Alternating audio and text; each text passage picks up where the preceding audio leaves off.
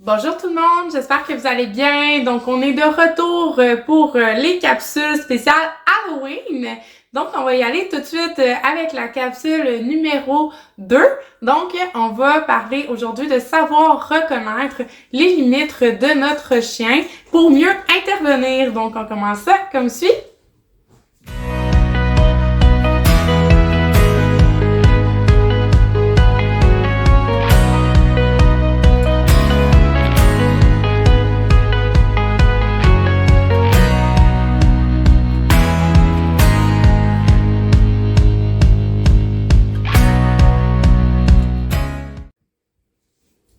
Savoir reconnaître les limites de notre chien pour mieux intervenir.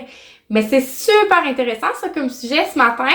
Oui, je le sais. Et en fait, au niveau de vos interventions, souvent, elles sont pas mauvaises. Elles sont juste mal appliquées au mauvais timing. Et des fois aussi, il y a une question de la mise en situation qu'on va faire vivre à notre chien. Si, exemple, c'est l'Halloween, ben oui, c'est une belle opportunité pour entraîner notre chien qui peut avoir plusieurs peurs, ou c'est une belle opportunité aussi pour entraîner nos puppies à ce qu'ils ne développent pas de peur rendu à l'âge adulte par rapport à des situations comme celle de l'Halloween.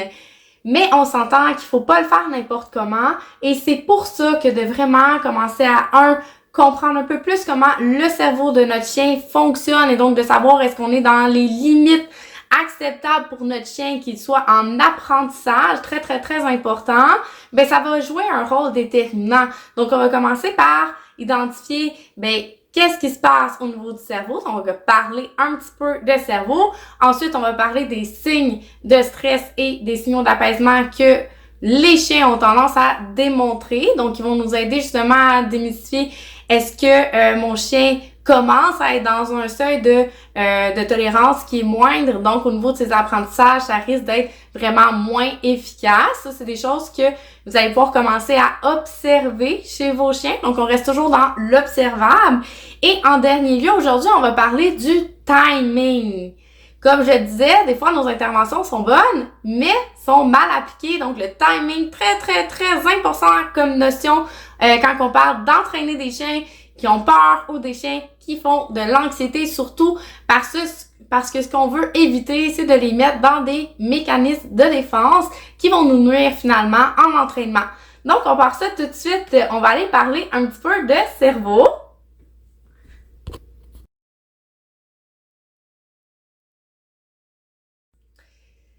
Donc, quand on parle de cerveau, en fait, ce que je voulais vous dire, c'est que, étant donné que le chien est un mammifère, au niveau du cerveau, il a 3 zones cérébrales très importantes, comme l'humain aussi, ok? Donc, les 3 zones cérébrales dont je vais vous parler aujourd'hui, il va y avoir le néocortex, qu'on vient retrouver vraiment dans la partie supérieure du cerveau. Ensuite, il y a le cerveau limbique, et il y a le cerveau reptilien. Donc, au niveau des fonctions que ces 3 zones cérébrales-là ont à répondre, le cerveau reptilien, c'est lui qui est en fonction de tout ce qui est survie vitale. Donc, les mécanismes de défense, c'est le cerveau reptilien qui va s'en charger. Et les fonctions vitales, comme les battements cardiaques, la respiration, les mouvements, c'est vraiment au niveau du cerveau reptilien. Ensuite, cerveau limbique, c'est les émotions, traumatisme, souvenir profond, si je me trompe pas. Et au niveau du néocortex, très, très, très important à retenir aujourd'hui, le reptilien qui est mécanisme de défense et le néocortex qui est apprentissage, résolution de problèmes. Donc, ces deux-là vont être très importants quand on parle de peur et d'anxiété et de l'intervention à mettre en place avec ces chiens-là. Donc, ici, ce qui arrive, c'est que quand votre chien détecte un danger potentiel, vous vous souvenez, l'amygdale va détecter le danger et va enclencher des mécanismes pour nous permettre de survivre. Et donc, à ce moment-là, ce qui arrive, c'est que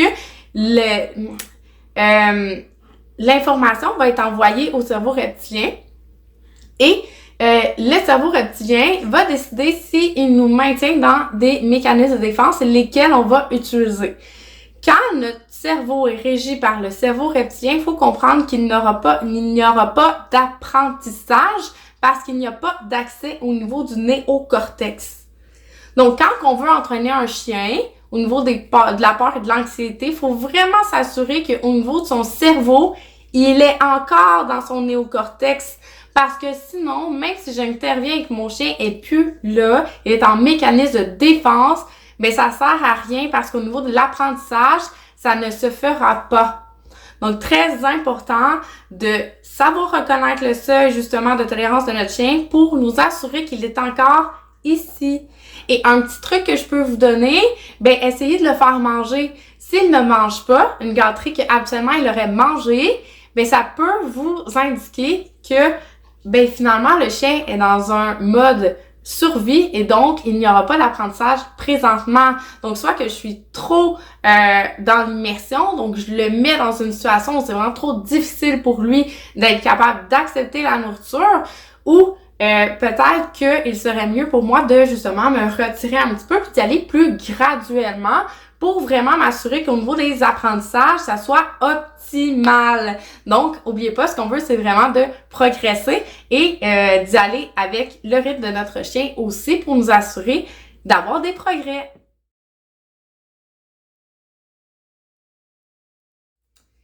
Donc, on va parler, deuxième petit point aujourd'hui, le seuil de tolérance de nos chiens. Donc, savoir reconnaître quand est-ce que mon chien commence à être dans une zone où la réceptivité, donc l'apprentissage, commence à diminuer. Donc, à travers les signaux d'apaisement, vos chiens vont vous communiquer qu'ils sont dans un état émotionnel qui est inconfortable. La majorité du temps, quand c'est relié à une situation où c'est épeurant ou que c'est une situation où il y a de l'anxiété, mais généralement, ils vont exprimer tout ça avec des signaux d'apaisement pour justement signifier que la situation est inconfortable pour eux. Donc, les signaux d'apaisement qu'on va retrouver le plus fréquemment chez vos chiens, bien, il va avoir le détournement du regard, ok? Donc, il peut aussi sembler comme de l'évitement, fait comme si la personne n'existait pas. Donc, par exemple, que j'arrive chez un client et que le chien a peur de la visite, c'est très possible qu'il sait que je suis là, mais va vraiment éviter le plus possible mon regard, donc de se détourner le corps, parfois même ils vont bâiller, mais de façon exagérée, donc ça tire dans le coin de la gueule. Il y a certains chiens aussi qui vont faire de l'apaisement en lichant rapidement la truffe, donc ça liche très rapidement le museau. Je vais pas le faire, de toute façon, je me rends pas, mais c'est ça. Donc, sinon, il y a aussi la petite patte des fois qui vont lever la patte, se détourner, et voilà. Donc, c'est les plus fréquents qu'on va avoir tendance à retrouver chez les chiens qui font un peu plus de d'anxiété ou de peur. Ensuite de ça, il y a des signes de stress que vous pouvez commencer aussi à observer. Par rapport à mon chien, moi, ce qui m'indique qu'il est dans un état où il commence à ne plus être réceptif, donc on s'en va vers la zone critique qui l'emmène dans ses réflexes de défense, mais je sais que c'est quand il est rigide et qu'il tombe en fixation. OK? À la seconde où il est rigide et il fixe, mais je sais que pour moi, c'est le timing où je ne dois plus attendre et c'est là où je veux intervenir. D'accord? Donc, les petites oreilles qui lèvent, la rigidité très important. Vous pouvez observer aussi la pilosité qui va apparaître et qui va se dresser sur le dos. Donc, généralement, c'est de la nuque vers les fessiers qu'on peut avoir une petite crête qui se lève chez notre chien. Ensuite, ça peut être aussi l'œil de baleine. Donc, imaginez-vous si je suis raide ici, donc je suis rigide, ben ce que ça fait, c'est que je détourne pas mon cou fluidement. Donc, si j'essaie de voir qu'est-ce qui s'en vient, mais que je garde mon cou rigide, regardez le blanc ici qui apparaît. Donc, ce qu'on appelle l'œil de baleine, qui vient signifier encore une fois que le chien est rigide. La queue, si elle est rigide et qu'elle branle, ben c'est pas positif non plus, il y a une rigidité, donc il y a un inconfort que notre chien est en train de nous exprimer. Ensuite, vous pouvez voir aussi de la pellicule apparaître sur le dos de l'animal. Les petites oreilles peuvent aussi aller plus raides vers l'arrière. Souvent, on peut les voir aussi en hypervigilance où ils vont regarder partout puis ils vont être aucunement capables de prendre conscience de leur environnement. Donc, quand je prends conscience de leur environnement, c'est-à-dire d'être capable aussi de vous regarder de façon fluide, d'être capable de se conscientiser à « Ah, mon propriétaire est là. Ah, je sens une odeur ici. Ah, je vois ça. » mais d'être calme, en fait, dans un état où il est calme. Donc, il est conscient pour de vrai de son environnement, parce que je peux avoir autant un chien qui, on va avoir l'impression qu'il est conscient de son environnement, mais qui veut vraiment tout sentir, mais il faut faire attention parce que ça peut être un mécanisme d'évitement aussi, donc il se met un cône et qui veut juste éviter d'être dans cette situation-là, et généralement, si on leur parle, ben ils vont pas être capables de se retourner, de prendre conscience de où on est, ou s'ils le font, ça va être très brusque, très rapidement, et ils vont se retourner ensuite vers ce qui les dérange. Sinon, on peut avoir aussi des chiens qui vont vocaliser, donc japper, sciller, aboyer. Donc, c'est des signes de stress que notre chien va nous démontrer. Ce qui est important, c'est d'essayer de saisir notre chien puis de voir, OK, quand il vit cette situation-là, à quel moment est-ce qu'il commence à perdre la carte? À partir de quel signe observable je vois que mon chien commence à embarquer dans ce réflexe de défense. Et ça va vraiment vous aider pour le point suivant qui est le timing.